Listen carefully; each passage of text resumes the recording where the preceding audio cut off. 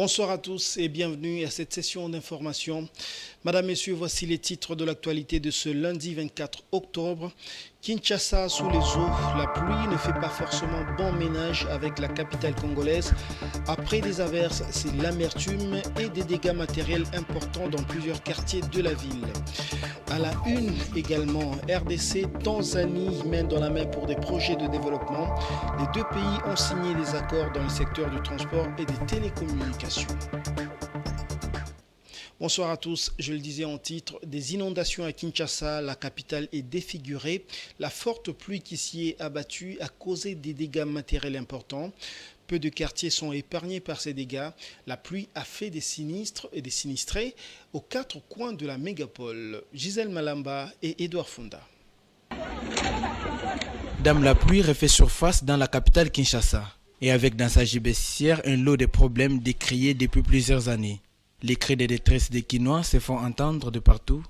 Et s'il y a quelque temps, c'était les communes marécageuses qui connaissaient des inondations à ce jour, aucun coin de la capitale n'est épargné. De l'avenue des Huileries en passant par Assosa, au croisement des Triomphales ou encore l'avenue Bongolo, les quartiers Yolo jusqu'au rond-point Ngaba, toutes ces artères se sont transformées en rivières, disséminant les bouteilles en plastique qu'elles traînent ici et là. La route des Matadi dans son tronçon entre Upen et Delvaux a connu le même sort sans parler des bypass. Plusieurs têtes d'érosion se sont recouvertes en portant maisons et biens de valeur. Ces spectacles désolants qu'on offre, le visage de Kinshasa est loin de confirmer l'adage qui dit « après la pluie, c'est le beau temps ». Toute cette situation relance la problématique de l'urbanisme de la capitale et aussi de la gestion des déchets. Aux autorités de faire diligence pour trouver des solutions durables à ces problèmes.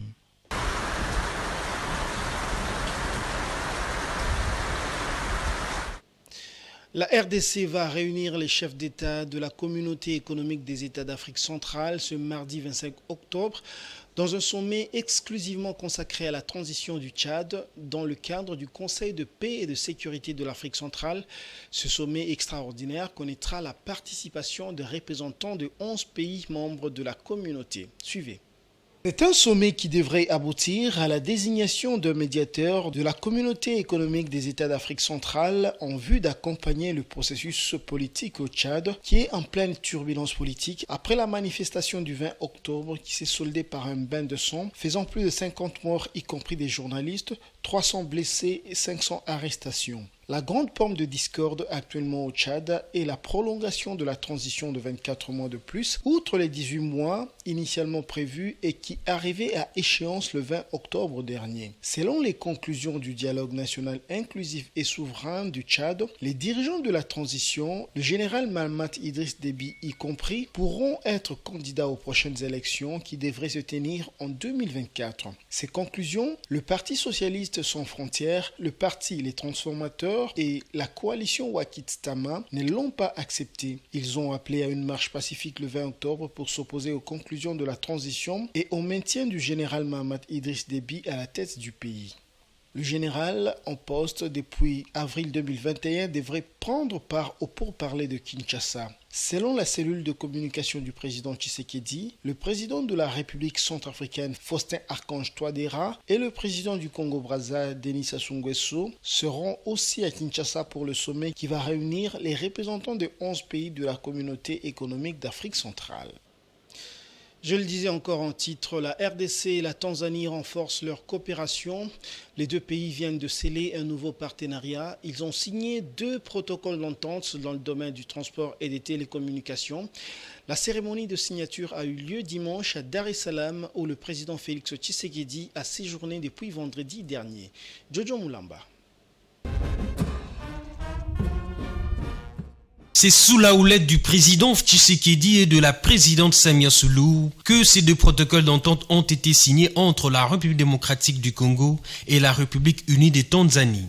Ces protocoles portent sur les activités de télécommunications et des transports.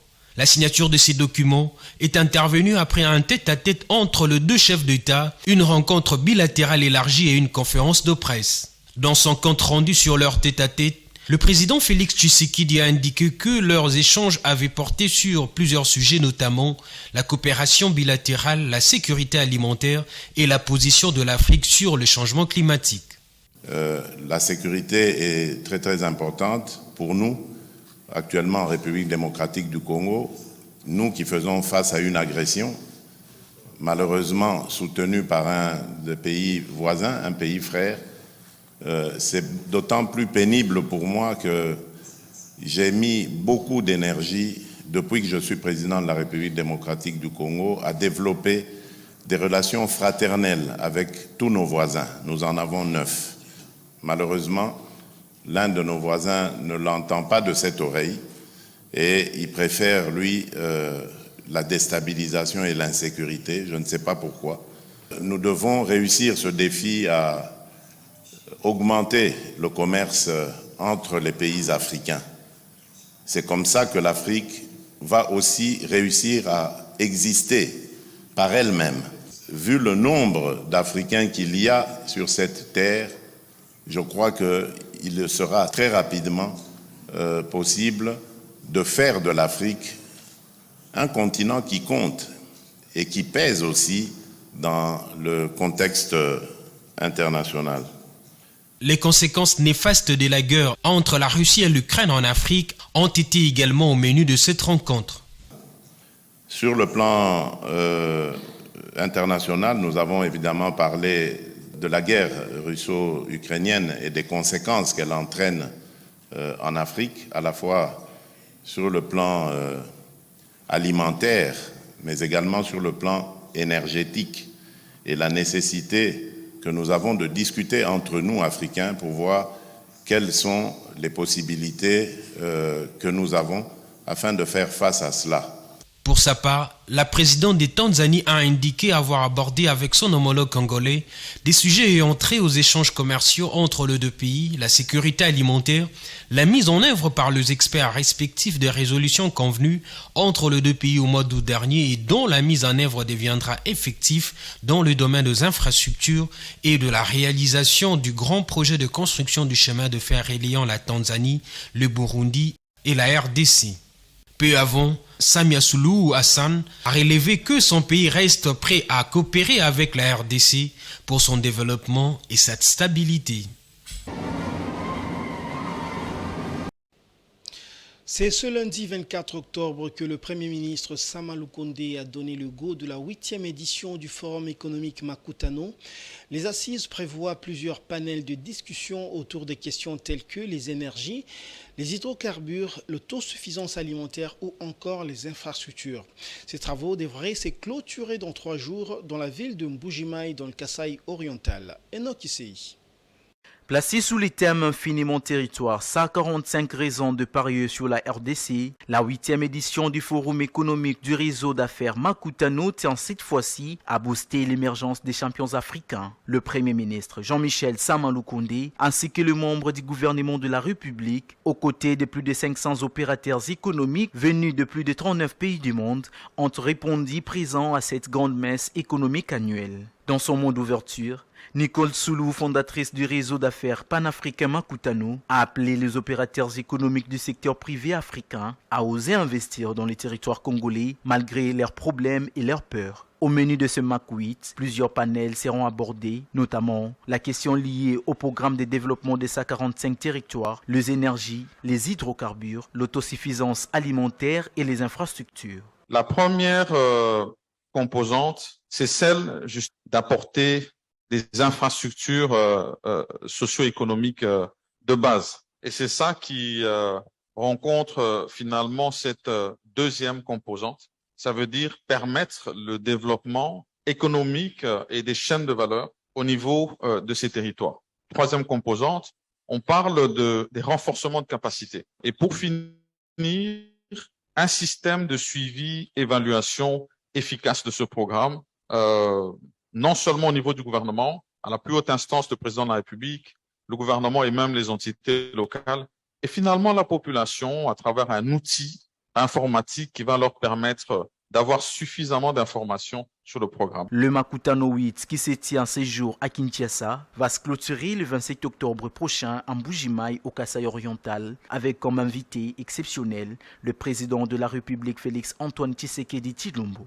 À noter que le Forum Makutano est une plateforme qui réunit depuis 2014 les opérateurs économiques du pays de la sous-région ainsi que les décideurs, chefs d'État et ministres pour créer une synergie à forte valeur ajoutée, développer les opportunités d'affaires et produire l'intelligence économique collective à même de transformer durablement les économies de la région.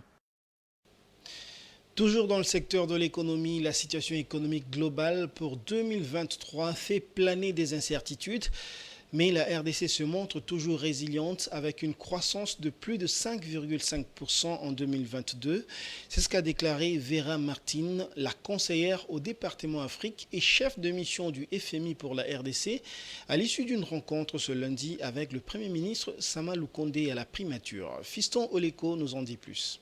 Les échanges entre cette délégation du Fonds monétaire international et le Premier ministre ont été axés sur le défi relatif à la stabilité macroéconomique de la RDC. Malgré la situation économique globale qui s'avère incertaine pour l'année 2023, la RDC se montre plus résiliente, a déclaré Vera Martin, chef de mission du FMI en RDC. L'économie de la RDC a montré des résiliences significatives au niveau des chocs externes très importants.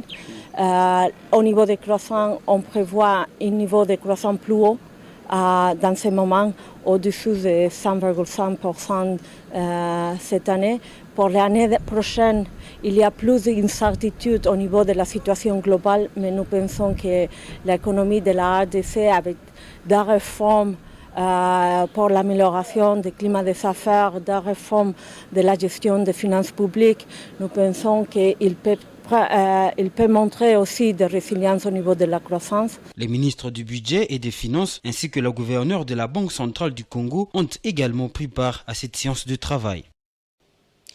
La Banque mondiale alloue 100 millions de dollars à la ville de Kananga, principalement pour lutter contre les érosions de terre dans cette ville du centre du pays. Le ministre des Finances Nicolas Kazadi l'a annoncé au gouvernement. Ce financement aidera également à rénover la voirie urbaine. Nous sommes toujours à Kananga. Dieudonné Boinali.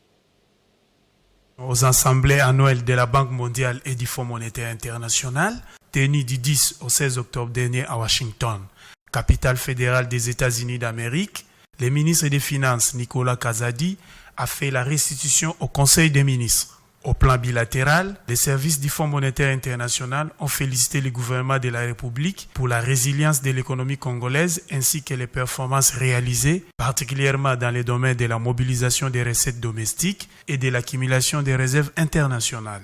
La rencontre avec la Banque mondiale a débuté par la signature de l'accord de financement relatif au projet de résilience urbaine de Kananga, chef-lieu du Kasaï central, pour 100 millions de dollars américains visant principalement à lutter efficacement contre les érosions qui menacent d'engloutir l'ex-Loulouabou. Autre chose à présent, la Commission électorale nationale indépendante a lancé depuis le week-end dernier la campagne de sensibilisation à l'identification et l'enrôlement des électeurs en vue de la tenue des prochaines élections. Le go des opérations de sensibilisation a été donné par Denis Kadima, président de la Commission électorale nationale indépendante. Voldi Kenki. Le président de la Commission électorale nationale indépendante, Denis Kadima Kazadi, a lancé officiellement la campagne de sensibilisation à l'identification et l'enrôlement des électeurs à Béatrice Hôtel devant le Gotha des représentants de 2 chambres du Parlement, du corps diplomatique et les médias et des organismes internationaux. Présence et sans nul doute la manifestation de votre engagement à accompagner le processus électoral et y participer. Ce processus connaîtra en décembre le lancement de la révision du fichier électoral. J'aimerais redire que mon équipe et moi travaillons dans un contexte différent et sommes engagés à faire les choses différemment. Nous voulons impliquer toutes les parties prenantes au parcours sinueux du cycle électoral en cours, jalonné des contraintes de tous ordres. Non sans en avoir donné la substance de leur contenu. La feuille de route du processus électoral énumère les grandes opérations préélectorales, électorales et post-électorales que la CENI compte mener. Il s'agit notamment de l'actualisation de la cartographie opérationnelle qui a permis de dresser la cartographie des centres d'inscription. Ensuite, de l'opération d'identification et d'enrôlement des électeurs qui sera lancée au mois de décembre 2022. Vient après l'organisation des élections directes et indirectes du cycle électoral et enfin des activités de pérennisation du processus électoral. Explicitant ses propos, Denis Kadima Kazadi a mis en avant dans cette démarche l'étroite collaboration entre son institution et l'Office national d'identification de la population et l'Institut national de statistique, annonçant le calendrier électoral à venir.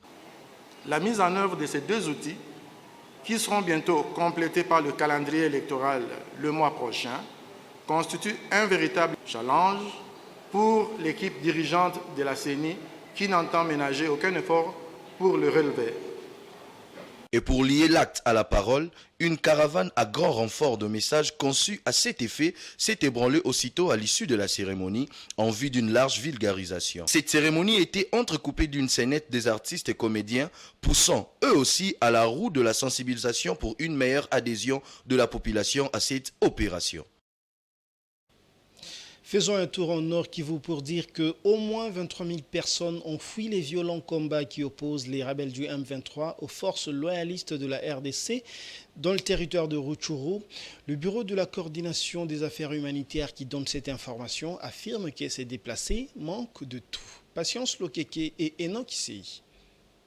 Plusieurs déplacés sont signalés depuis les nouveaux affrontements entre le FARDC et les mouvements M23 le 20 octobre dernier dans le territoire de Rutshuru au Nord Kivu. Selon le communiqué publié par la coordination des affaires humanitaires des Nations Unies, ces affrontements font état des 23 000 déplacés, dont 2500 ayant traversé en Ouganda. C'est dans la localité de Rangira que ces affrontements ont éclaté et se sont étendus dans d'autres villages du groupement des Jomba dans la zone de santé de Rwanguba. Selon les autorités locales, les organisations humanitaires, de nombreuses personnes se sont déplacées vers les localités et les villages de Rangira, Centre, Kiwanya, Matebe et d'autres dans le territoire de Rutshuru au Nord Kivu. La coordination des affaires humanitaires des Nations Unies affirme que depuis le mois de mars, près de 186 000 déplacés ont été enregistrés, portant ainsi le nombre total de déplacés dans le territoire de Rutshuru à plus de 396 000. Toutefois, Ocha reste préoccupé par la reprise des hostilités qui menacent l'accès humanitaire dans certaines zones, notamment en Tamungenga et à Kalengera, où un nouveau site de déplacés est en pleine construction. En sport, les léopards de moins de 23 ans ont pris une belle option pour la CAN de cette catégorie. Le 11 national a laminé les Fennecs d'Algérie en match aller des éliminatoires de la CAN qui se jouera au Maroc par 4-1. Le match retour est prévu pour le week-end prochain en Algérie. Blest Kouzola. Le Léopard de la République démocratique du Congo ont bien négocié leur match aller du second tour préliminaire de la CAN U23. C'est sur la note de 4-1 que les Léopards l'ont emporté sur le Fennec d'Algérie dimanche au Stade de Martyrs. Très belle performance des U23 qui ont entamé ces matchs avec une grande détermination en ouvrant la marque dès la deuxième minute sur une tête de Gloire Moudjaya suite au centre bien exécuté par les capitaines Steven Ebouela. Au quart d'heure de jeu, Ikanga Lombo trouvé par Patient Mwamba va alourdir la marque par 2-0. 4 minutes après, soit à la 19e minute, à la suite d'une boucle défensive des Algériens, Ikanga Lombo profite pour fixer le portier Mahachou de l'Algérie, 3-0. En seconde période, l'incontournable Ikanga Lombo déborde pour trouver Amsini Balaka qui dévide légèrement le ballon pour le 4e et dernier but de Léopard. Boukacham va inscrire l'unique but algérien. Une excellente prestation de Léopard qui devront assurer l'essentiel lors du match retour dans une semaine au stade de Sétif afin de se qualifier au prochain et dernier tour qui les opposera aux vainqueurs de la double confrontation entre le Mozambique et le Ghana. Le numéro 3 algérien, Shemseddine Bekous. Cette mauvaise passe. Passe latérale.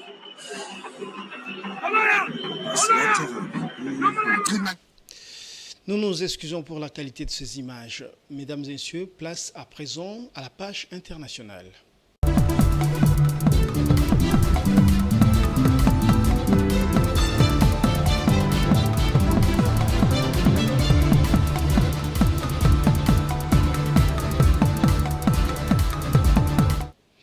Un système de rotation de sa cour de justice sera mis en place par la communauté d'Afrique de l'Est.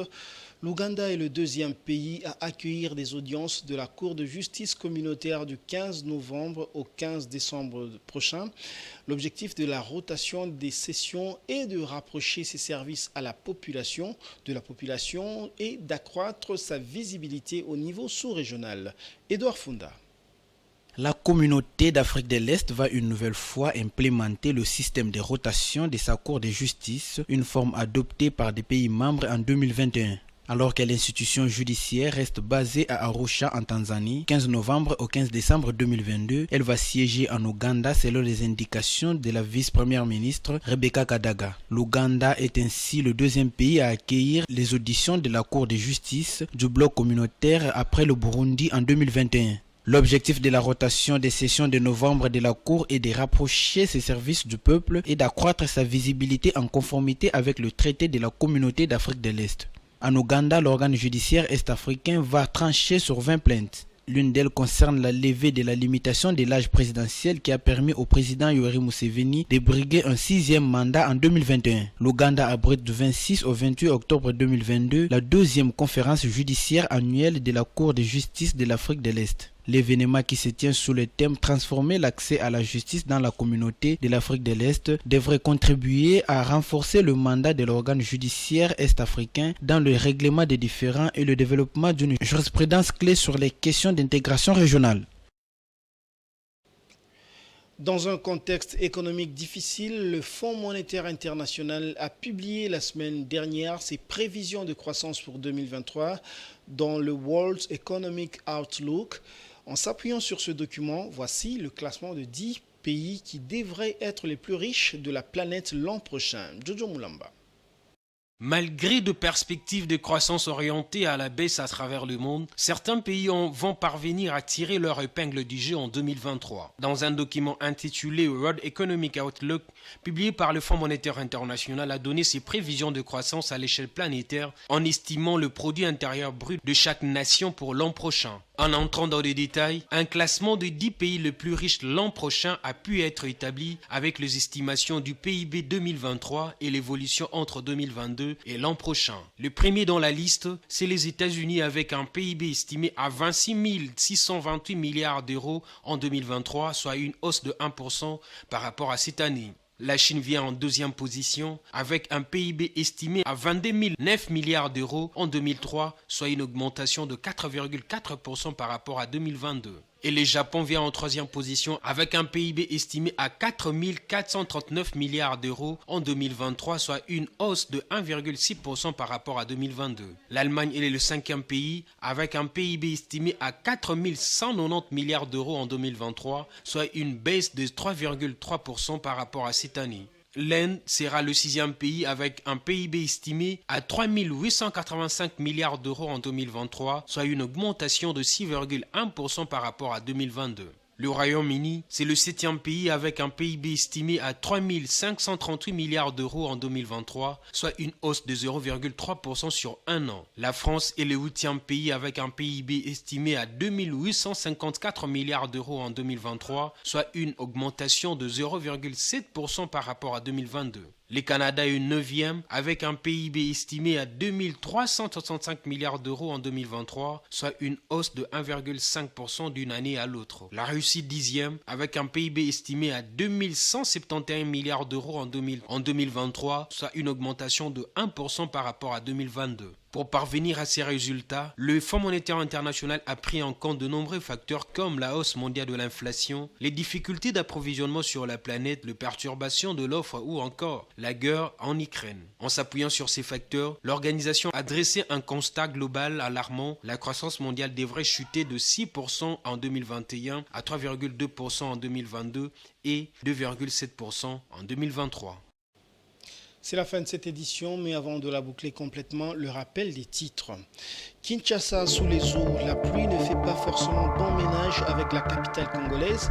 Après des averses, c'est l'amertume et des dégâts dans plusieurs quartiers de la ville. À la une également, vous l'avez suivi, RDC, Tanzanie mènent dans la main pour des projets de développement. Les deux pays ont signé des accords dans le secteur du transport et des télécommunications. Ce journal est complètement terminé et merci de l'avoir suivi et bonne suite de programme sur Géopolis Télévision.